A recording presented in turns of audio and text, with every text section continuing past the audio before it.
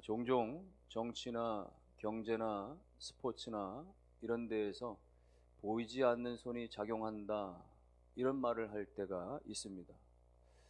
어떤 정치적인 관계에서 상대방 라이벌을 폄훼하고 깎아내리고, 혹은 그야말로 정치적으로 압박하고 죽이기 위해서 여러 가지 음모와 계획이 있는 것에 대해서 이건 보이지 않는 손이 작용하고 있는 것이다. 혹은 어느 날 갑자기 어떤 주식의 종목이나 특정 종목 혹은 주식 전체가 갑자기 말이죠, 변동이 일어나고 갑자기 폭등한다든지 폭락한다든지 이랬을 때 이건 보이지 않는 어떤 손이 있었다. 스포츠에서 예기치 못한, 그럴 리가 없는데 예상치 못한 어떤 결과가 나왔을 때 혹 이것은 보이지 않는 누군가에 의해서 승부가 조작된 것은 아닐까, 이런 이야기들을 하죠. 여러분, 세상에서는 이런저런 힘을 과시할 수 있는 손들이 있다라고 말합니다. 그러나 여러분, 세상의 그 어떤 손길들보다도 살아계신 하나님의 그 역사하시는 전능하신 하나님의 손길이 있고, 그 하나님의 손이 가장 강력하신 손이심을 믿으시기를 주의 이름으로 축원합니다. 하나님의 손은요, 그저 세상이 말하는 그저 정적 라이벌을 깎아내리고 없애고 주가를 오르내리게 하고 승부를 조작하고 그런 개념의 손이 아니라, 하나님의 손은 인생을 살리시는 손, 인생을 회복하시는 손, 인생을 고치시고 성장시키시고 그야말로 변화시키셔서 온전하게 만들어 가시는 위대하신 하나님의 손입니다. 성경에는 이 손이, 이 보이지 않으나 반드시 역사에 가시는 하나님의 손이 있음에 대해서 성경엔 누누이 말씀하고 있는데, 특별히 오늘 본문 이 말씀에서 요셉의 삶을 통해서 하나님의 이 보이지 않는 손은 분명히 강력하게 역사하고 계셨음을 증거하고 있는 것입니다.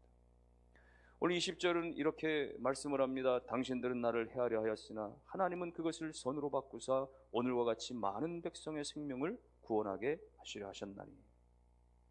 요셉의 형들은 나름대로의 계획을 가지고 요셉을 해코지 하려고 했고, 요셉을 그렇게 은전 20냥의 애굽의 종으로 팔아버렸고, 나름대로 자기들의 그런 계획들이, 인간적인 계획이 있었으나, 그러나 하나님이 그걸 바꿔버리셨다는 거예요. 하나님의 섭리가 따로 있었다는 것입니다. 요셉이 그렇게 해코지를 당하고, 요셉이 그렇게 버림을 당하고, 요셉이 그렇게 팔림을 당하는 데 있어서는 하나님의 섭리가 따로 있었다. 하나님의 계획이 따로 있었다. 하나님이 뭔가를 살리시기 위해서, 하나님이 개인과 가문과 민족을 살리시기 위해서 하나님의 손이 역사하셨다. 그 이야기를 하고 있는 것입니다. 그러므로 여러분, 요셉이나 오늘 우리나 하나님이 살아계신 것과 하나님의 손이 있다라고 하는 사실을 믿는 사람들은 어떻게 사느냐? 요셉은 어떻게 살았으며, 그리고 오늘 저와 여러분들은 하나님의 보이지 않는 손이 역사하고 있다는 사실을 믿는다면 어떤 모습으로 살아야 할까? 그 특징 중에 하나는 바로 끝까지 믿음으로 인내하며 사는 삶입니다. 요셉을 보세요. 요셉은 그가 그렇게 17살 나이에 그렇게 애굽의 종으로 팔려가서 보디발이라고 하는 군대 장관의 그 집에 들어가서 말이죠, 종으로 여러 세월을 삽니다. 살다 그는 누명을 쓰고 그러게 옥에 갇히게 되어지죠. 그 옥살이 하는 거예요. 여러분, 이런 비통한 삶이 어디 있습니까? 이렇게 완전히 나락에 떨어진 삶이 어디 있습니까? 아버지께로부터 그렇게 온갖 사랑을 받으면서 채색 옷을 입고 말이죠, 사랑받던 그 요셉이 하루아침에 이렇게 말이죠, 종으로 죄수로 전락해 버렸으니 말이죠. 그러나 하나님의 보이지 않는 손을 믿고 사는 사람은 어떠냐? 기다리는 거예요. 인내하는 것입니다. 그곳에서도 하나님의 역사가 일어날 줄 믿고. 어떤 일들이 일어납니까? 애굽의 왕의 바로의 술 맡은 관원장, 떡 굽는 관원장, 아주 측근 중에 측근들이 거기에 죄수로 들어와 있어요. 그들이 꾼 꿈에 대해서 요셉이 다 해석을 해줍니다. 그랬더니 술 맡은 관원장은 요셉의 꿈에 의해서 얼마 되지 않아서 왕의 복직 명령이 떨어져요. 풀려났습니다. 이렇게 술 맡은 관원장이 나가면서, 요셉아, 내가 너의 그 도움을 잊지 않을게. 내가 나가거든 너를 꼭 그야말로 소원해주고 소명해주고 너로 하여금 풀려날 수 있도록 내가 도와줄게 라고 약속을 했으나 6개월이 지나고 1년이 지나고 2년이 지나도 감감무소식입니다. 아무런 연락도 없이 요셉은 얼마나 절망되어졌을까요? 얼마나 낙심되어졌을까요? 그러나 그게 하나님의 섭리였다. 그게 하나님의 인도였다. 여러분, 당시에 애굽의 그 관료 사회에 있어서는요, 어느 직위에 이제 올라가든지 또 출세하든지 말이죠, 직위를 얻을 때는 기본적으로 공개적으로 공식적인 나이가, 그렇게 나설 수 있는 나이가 30살이었던 거예요. 30세가 되어져야만 공식적인 자리에 오를 수가 있었던 것이거든요. 그게 명확하게 요셉이 왕으로부터 부름받아가지고 말이죠, 그 7년 기근과 7년 그런 풍년에 대해서 꿈을 해석해주고 대안을 제시했던, 그래서 왕이 총리로 즉각적으로 임명을 했었던 그때가 바로 요셉의 나이가 30살이었던 거예요. 그렇게 보면 여러분 어떻습니까? 이미 2년 전에 요셉이 풀려났더라면, 2년 전에 술 맡은 관원장의 도움으로 만약 먼저 일찌감치 풀려났더라면 어떻게 됐겠어요? 그는 그저 술 맡은 관원장을 만나서 도움을 받고 여비나 좀 받아가지고 고향 땅으로 가는 정도가 다였을 수도 있었겠죠. 그러나 그렇게 1년이 지나고 2년이 지나고 옥살이를 2년 넘게 그렇게 보냈던 시간들이 결국은 하나님의 진행하신 손길이었고, 보세요 여러분, 이 시위대의 말이죠, 이 안에 있는 감옥 자체가, 보디발의 그 집안에 있는 그 감옥 자체가 말이죠, 시위대장이 그렇게 운영하고 있었던 이 감옥 자체가 바로 애굽의 왕궁의 그 수려한 그 고위직의 그 관료들이 다 어떤 정치적인 범죄를 저질렀을 때 거기 갇혀지는 그런 곳이었거든요. 그러니까 거기서 한 2년 동안 생활하면서 요셉은 너무나 많은 준비를 할 수 있었던 거예요. 장차 요셉이 애굽의 총리가 되어져서 다른 대소신료들 다 거느릴 뿐만 아니라 장악할 뿐만 아니라 그 모든 정치적인 문제, 모든 경제적인 문제를 다 주관 관장할 수 있을 만한 그런 것들을 그곳에서 그 사람들을 통해서 배우고 나누고, 나중에 술 맡은 관원장뿐만 아니라 거기서 만났던 많은 사람들이 여전히 재등극했을 때 그들과 함께 애굽을 치정하는 데 있어서 부족함이 없게 되어졌던 것, 그 모든 것은 무엇입니까? 하나님이 요셉으로 하여금 시위대장의 그 감옥에 갇혀지게 하고 거기서 2년여 동안 썩게 함으로 말미암아서 하나님이 그를 그렇게 만들어 가셨던 것이죠. 요셉은 하나님을 믿었던 것입니다. 요셉은 하나님을 믿었기 때문에 끝까지 그와 같은 고난의 시절이었지만, 그와 같은 그런 옥살이 가운데서 마지막까지 아무도 도와주지 않는 그 상황 가운데서도 버티고 견딜 수 있었던 것은 보이지 않는 하나님의 손을 믿었기 때문에 가능할 수 있었던 것입니다. 사랑하는 성도 여러분, 오늘 그 하나님께서는 저와 여러분들 가운데서도 생애 여러 가지 어떤 굴곡과 어려움과 환난과 어려움과 고난을 당할 때에 하나님 반드시 일하신다라고 하는 사실, 하나님 반드시 보이지 않는 그 손으로 역사해 가신다라고 하는 사실을 믿고 끝까지 인내하기를 원하시는 사실 믿으시기를 주의 이름으로 축원합니다. 오늘 우리 가운데 참 많이 부족한 것이 인내 아니겠어요? 오래 참음 아니겠어요? 조금 시도하다가 그만두기 일쑤고, 조금 도전하다가 조금 행하다가 누가 알아주지 않는다고 해서 포기하기 일쑤고 말이죠. 제가 내 나름대로 수고한 만큼 뭔가 얻지 못한다라고 해서 말이에요, 그냥 내동댕이 칠 때가 얼마나 많은 것입니까? 오늘 우리 가운데 주는 교훈 중에 하나는 오래 참음과 인내인 것이에요. 이 일에 대해서 우리 가운데 감동을 주는 하나의 이야기는요, 쌍용건설의 직원으로 취직을 했었던 김일용 씨에 관한 이야기입니다. 그가 그 불굴의 도전 정신, 그래서 쌍용건설에 입사하기 전까지 무려 109번이나 낙방했다라고 하는 그런 아픈 경험을 가지고 있는 유명한 사람입니다.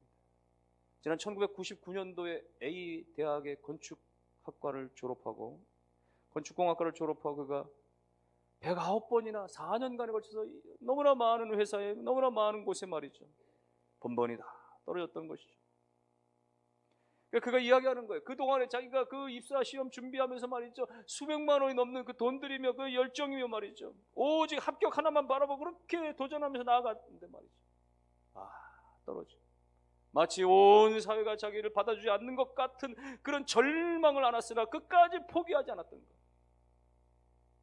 마지막 110번째 그 쌍용건설에 그렇게 자신의 쌍용건설도 이미 여러 차례 떨어졌던 회사였는데도 불구하고 또다시 도전장을 내밀었을 때 면접관들은 그의 솔직함과 정직함과 그리고 포기하지 않는 그 불굴의 그 도전 정신에 말이죠, 감동을 받고 그를 입사시키고 얼마나 유능하게, 얼마나 성실하게 말이죠, 그렇게 직장인으로 잘 살고 있는지에 대해서 이야기를 하고 있는 것입니다. 여러분, 성공한다라고 하는 것과 실패한다라는 것 가운데 여러 가지 차이가 많이 있을 수 있지만 그 가운데 특별히 하나는 말이죠, 끝까지 견디느냐 그렇지 못하느냐, 오래 참느냐 그렇지 못하느냐의 차이가 너무나 많은 거예요. 여러분, 밥도 여러분 끓고 나서 바로 떠먹는 것이 아니라, 국도 한번 끓고 나서 바로 뜨는 것이 아니라 뚜껑을 덮어놓고 뜸을 좀 들이고 말이죠, 좀 더 그 국물이 우러나도록 말이죠, 더 밥이 좀 말이죠, 그렇게 뜸이 들도록 말이죠, 기다려지는 시간들이 필요한 법이잖아요. 하나님의 은혜의 때가 있는 것이에요. 우린 나름대로 수고했다고 생각하지만, 나름대로 최선을 다했다고 생각하지만, 그러나 하나님의 시간의 때가 있다는 것을 알고, 나는 노력을 다했지만, 나는 열심을 다했지만, 그러나 하나님이 주신 은혜의 때가 있다고 하는 것을 기억하고 기다리는 거예요. 인내해야 되는 것입니다. 참아야 하는 것입니다.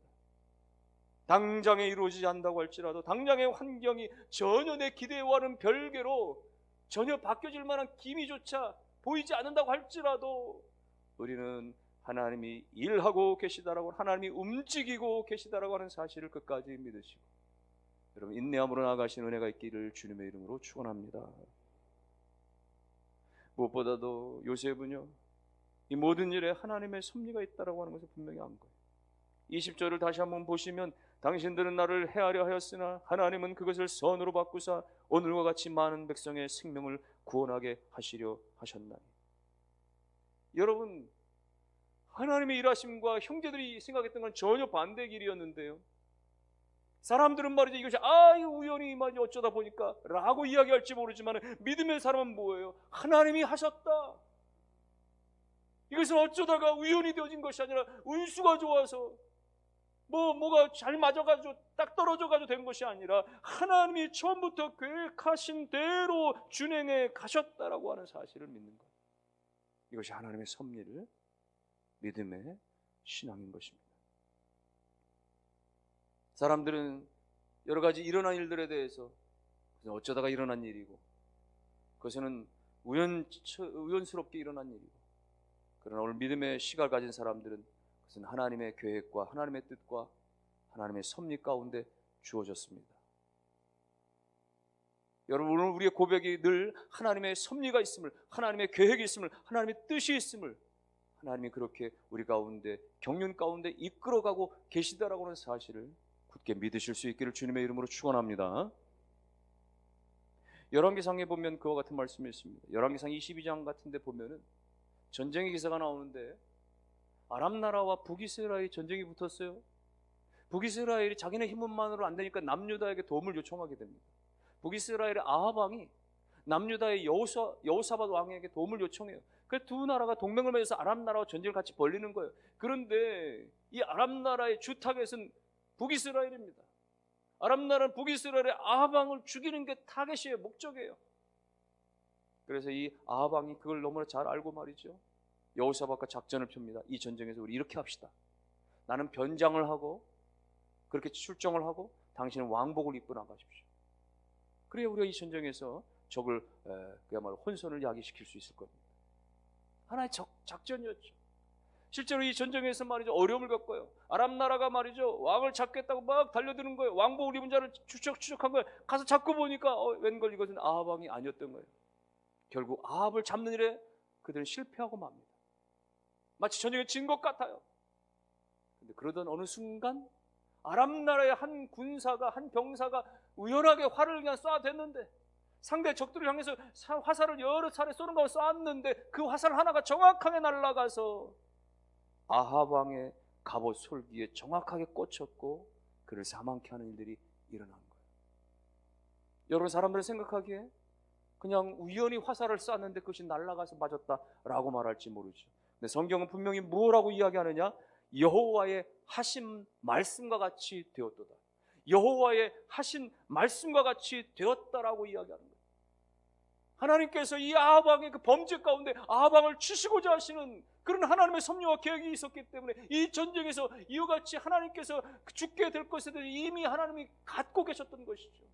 마치 화살 하나가 우연찮게 날아간 것처럼 보여지지만 그것은 하나님의 섭리였다는 것이 하나님의 역사였다고 하는 것인 것입니다.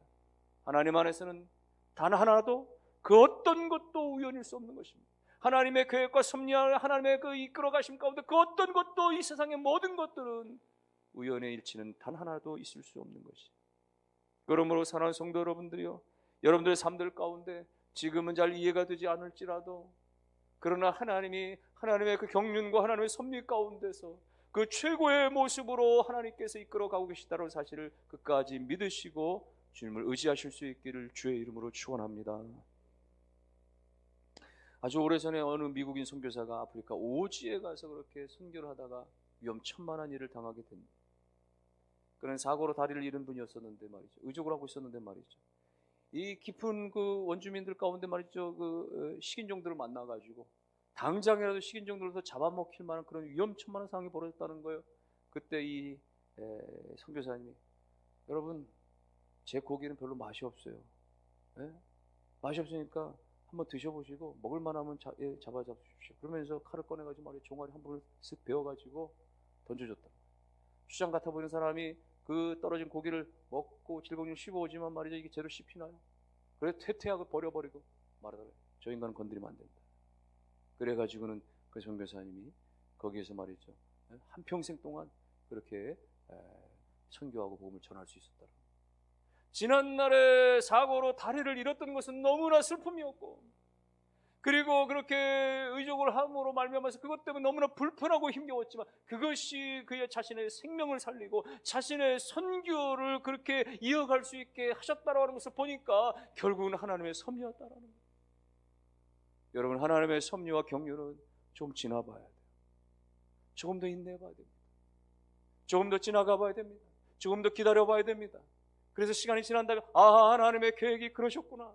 하나님이 나와 우리 가정을 향하신 우리 자녀를 향하신 하나님의 뜻이 그렇게 하셨구나라고 하는 것을 조금은 우리가 알아갈 수 있도록 다 알지 못할지라도 조금 우리가 깨달을 수 있도록 우리에게 지혜를 열어주시기까지 믿음의 눈을 열어주시기까지 여러분 하나님의 섭리를 끝까지 믿음으로 바라보시는 은혜가 있게 되시기를 주님의 이름으로 축원합니다. 무엇보다도 사랑하는 지금 이 요셉에게서 우리가 얻을 수 있는 것 하나는요, 그는 보이지 않는 하나님의 손길을 믿었기 때문에 그는 용서의 마음의 사람이 될 수가 있었던 거예요. 17살 나이에 그가 형들로부터 그 어린 시절에 말이죠 버려지고 그렇게 팔려지고 그래서 그야말로 13년의 세월 동안에 수없는 그런 밑바닥 생활 종살이에 옥살이에 말이죠 고통을 겪었었지만은 그러나 그는 용서의 사람이 됩니다. 아버지 장례를 마쳤어요. 야곱이 죽고 나서 야곱이 원한 대로 가나안 땅까지 가서 온 자녀들이 다 가서 정성껏 장례를 다 치렀습니다. 장례를 다 마친 다음에 형들이 부들부들 떨기 시작하는 거예요. 야 이제 우리 끝났다. 죽었다. 오늘 본문에 나오는 이야기입니다. 이제 요셉이 총리인데 그동안에는 아버지가 방패막이가 되어줬지만은 아버지 때문에 요셉이 어쩌지 못했지만 이제 아버지가 돌아가셨으니 이제는 요셉이 우리에게 보복할 것만 남았겠구나 부들부들 떠는 거예요. 그러면서 그들이 겨우 숨죽인 채 얘기하는 것이 요셉이요. 과거 아버지가 살아계셨을 때 그렇게 말씀하신 바가 있었습니다. 우리가 잘못을 너무 많이 저질렀지만 그러나 용서해 주라고 말씀해 주셨으니 주의 종들을 용서해 주시기 바랍니다. 이 이야기를 들으면서 요셉이 엉엉 울어요. 나는 이미 형들을 용서한 지 오래되어졌는데 형들이 아직까지도 나를 그렇게 믿지 못하고 여전히 그렇게 보복이 두려워서 그렇게 부들부들 떠는 모습을 보니까 말이죠. 너무 안타까워서 요셉이 우는 거예요. 그러면서 19절에 이렇게 표현합니다. 요셉이 그들에게 이르되 두려워하지 마소서 내가 하나님을 대신하리이까. 내가 총리라고 막강한 권력이 있지만 그렇다고 해서 형들이 나에게 잘못한 것에서 내가 어찌 징계하고 내가 어찌 벌할 수 있겠습니까? 내가 하나님이라고 할 수가 있겠습니까? 그럴 수 없다는 거예요. 그러면서 그는 21절에 형들뿐만 아니라 형들의 자녀들까지 제가 다 책임지겠소이다 그렇게 이야기하는 것이죠. 그는 자신이 받았던 말할 수 없는 그 마음의 상처와 육신의 상처와 그 고통의 모든 상처와 그 아픔들에 대해서 그는 악을 선으로 갚았던 믿음의 사람이었던 것입니다. 아주 오래전 로마 시대 때에 영국의 한 소년이 말이죠, 16살 먹은 한 소년이 야만인들에게 붙잡혀서 그렇게 끌려가서 노예의 삶을 살게 되죠. 그 야만인들 가운데 끌려가서 말이죠, 그 야만적인 사람들 가운데서 여러 가지 치닫거리를 하면서 말이죠, 고통에 고통을 겪는데, 그러니까 날마다 하나님 저 도와주세요, 살려주세요. 그렇게 수년이 지나요. 5년이 지났습니다. 그러니까 20살이 넘었을 때 겨우 그 300km가 넘는 거리를 도망쳐서 결국은 다시 영국으로 탈출해 왔습니다. 자기 고향 땅 돌아왔어요. 삶은 편안해진 것 같은데 놀랍게도 그때부터 자꾸만 마음에 이상한 음성이 들려지고, 밤에 잠을 잘 때마다 자꾸만 똑같은 소리가 들려지는 거예요. 다시 돌아가라, 다시 돌아가라. 내가 그렇게 고통을 당하던 그 야만인들에게 돌아가서 내 이름을 전하고 예수를 전하고 복음을 전하라고 하는 소식이 계속 소리가 들리는 거예요. 견디다 못해 그 청년은 순종하게 됩니다. 다시 그 거리를 가서 그 야만인의 땅에 들어가서 그들 가운데 또다시 복음을 전하는, 예수를 전하는, 생명을 전하는. 그래서 한평생 거기서 살면서 200여 개의 교회를 짓고 그 10만 명이 넘는 수많은 사람들이 회심하고 예수를 믿고 돌아오게 하는 일들을 그의 한평생에 감당하게 되어지죠. 그 땅이 바로 아일랜드입니다.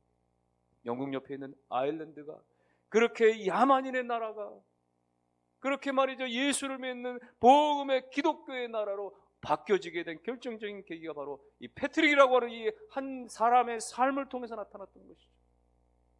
그는 자기를 그렇게 붙잡아가서 그렇게 수년간 그렇게 고통을 주었던 그 야만인들을 오히려 복음으로 품고 다시 가서 복음으로 전했던 그 사랑의 역사로 말미암아 나라가 바뀌어지는, 그래서 지금까지도 전 세계 말이죠, 아일랜드뿐만 아니라 전 세계 있는 아일랜드들이 매년 3월 17일만 되면 말이죠, 이 성 패트릭 데이라고 그래가지고 말이죠, 녹색 모자, 녹색 옷들을 다 초록색으로 물들여서 말이죠, 거리를 시간 지나면서 그의 날을 기념하고 그런 축제를 벌이는 것이죠. 여러분, 누가 할 수 있는 것입니까? 누가 용서할 수 있는 것입니까?